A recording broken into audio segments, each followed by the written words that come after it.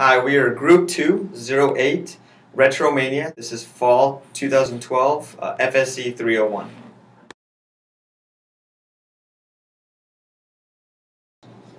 Hi, I'm Maurice Ortiz and I'm a senior in aerospace engineering.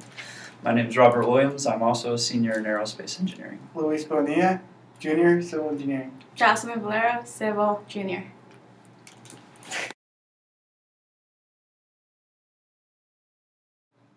Hi, we are Retro Mania. Our business entails of purchasing used Beechcraft King Air aircraft. Those aircraft came with a weaker Pratt & Whitney engine, a PT6. We will be replacing them with the much larger Honeywell TPE 331 engine. That engine has about 10 different variants for it, and depending on what variant the customer chooses, we will be installing newer structural mounts. Like I said, depending on how large the engine is. We will also be replacing the nacelle covers for the engine. And to go with that package, we will also be upgrading them with newer Macaulay propellers. And the propeller will go in a 2-blade, 3-blade, 4-blade, or 5-blade variant. Another part of our business includes offering interior refurbishment services, which will be replacing carpets, seats, windows, doors, interior cabin electronics, and various other products. We will also be offering engine warranty plans for each one of the new engines we install. A part of this process really is based upon our recertification process through the FAA. Without this FAA certification, we will not be able to sell or fly our aircraft. And eventually we want to grow our business, refurbishing engine business, to work on corporate, regional, government, and privately owned aircraft, which is currently privately owned. As a part of the FAA regulations, we need the supplementary type certificate, which is Part 21. Aircraft must comply with Part 23. The engine must comply with Part 33. The propellers must comply with Part 35, and additional regulations must comply with Part 43 of the CFR. Our risk analysis entails of our known knowns, known unknowns, and unknown unknowns. For the known knowns, we have our aircraft, our engine, propeller, and certification. For the known unknowns, we have production and market. And the unknown unknowns, we have our finances and scheduling. A lot of these risks entail technical risks, the schedule risks, and financial risks. The financial risks, technical risks, and schedule risks we will be getting into here a little bit later on.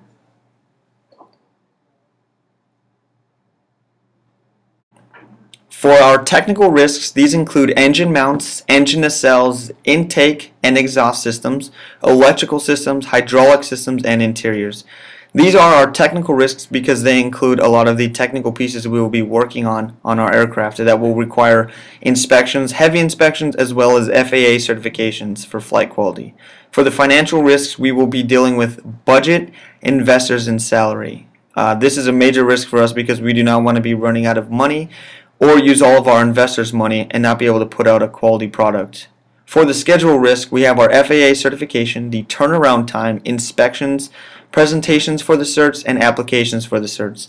The FAA is the biggest player here because without the FAA certification, we won't be able to have our turnaround time, which our goal is to have 2 planes out within 11 months, which is why we have inspection times throughout our yearly basis to help eliminate these time wastes.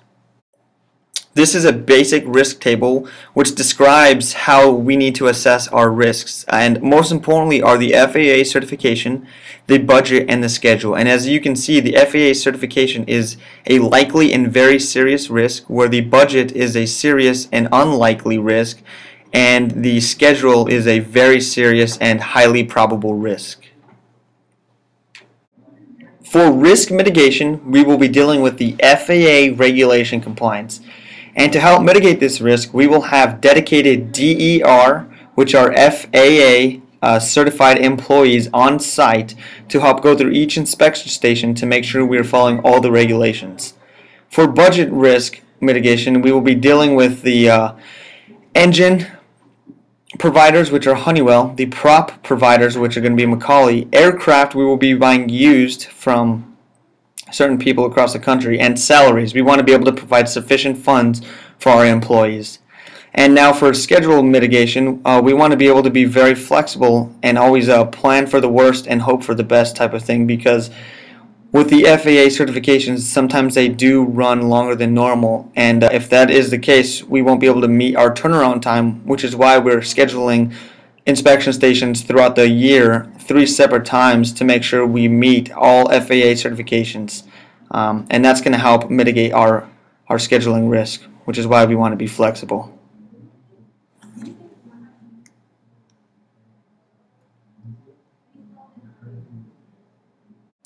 Hi, I'm Robert, and I'm going to be talking to you about our financial plan. First, I want to talk about how it's all going to start. Our initial plan for success entails acquiring investors and venture capitalists that are interested in aircraft, flying, and making money. The first move will be to purchase 2 used aircraft.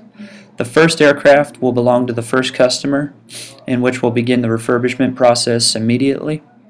The second aircraft will be used as a marketing tool to display what we have to offer and why investors should join Mania.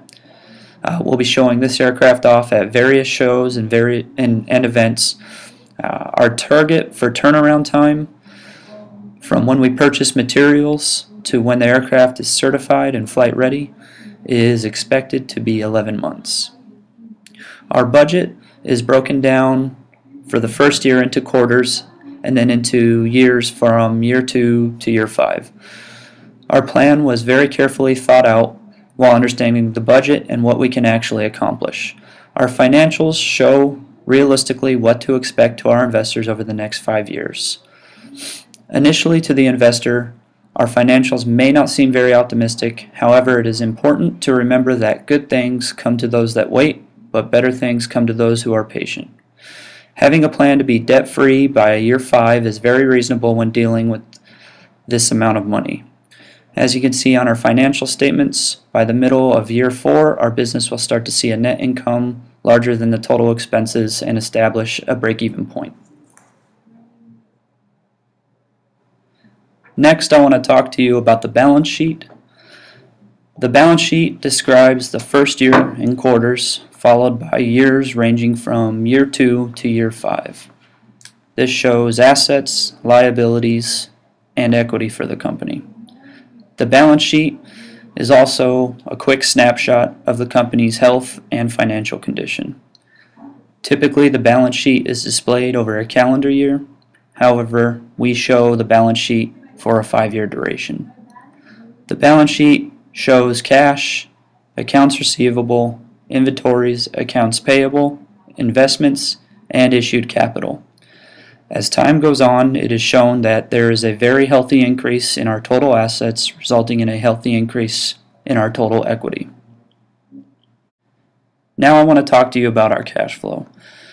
Our cash flow diagram describes the movement of our money into and out of our business for the duration of 5 years. The cash flow describes our company's rate of return and value of the company at this specific time frame. These charts also are used to evaluate the quality of our company. The balance sheet shows that our liabilities are high for the first year. This can be expected because we are starting a new company and producing an expensive refurbished product. However, after year 1, we start to see a large increase in our assets. This is expected because we believe that our product will speak for itself by demonstrating the benefits it can bring to the customer. Now I want to talk to you about the usage of our funds. This is a breakdown of how we plan on using our money for the first 5 years. The usage of funds will break down into 5 categories: research and development, salaries, investment, outsourcing, and other miscellaneous things such as tooling and resources for our facility.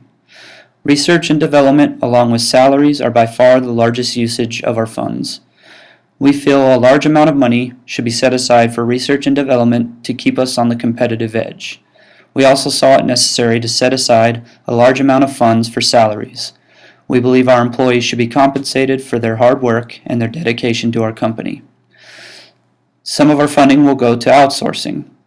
We will be outsourcing for certification engineers that specialize in FAA certification to help meet all requirements to reduce turnaround time and the time it takes for return on investment. Other spending will be allocated for various services that may be needed at our facility and for some company fund. Retromania is a small company that provides quality, experience, and guarantees. Our facility capacity allows us to work on a few aircraft at a time. Our experienced mechanics then have the opportunity to focus on one aircraft at a time, therefore providing attention to detail. Our unique procedure will influence the quality of the serviced aircraft. The confidence in our process allows us to guarantee minimized ground time for the aircraft as well as a free 1-year maintenance plan on our replacement engines. To make our servicing procedure quicker, we have hired FAA employees to be on the premises at all times so that they are ready to provide FAA type certificates for our serviced aircraft. While having the FAA employee on site, we also have inspection stations in almost every department to ensure quality as well as supplemental type certification.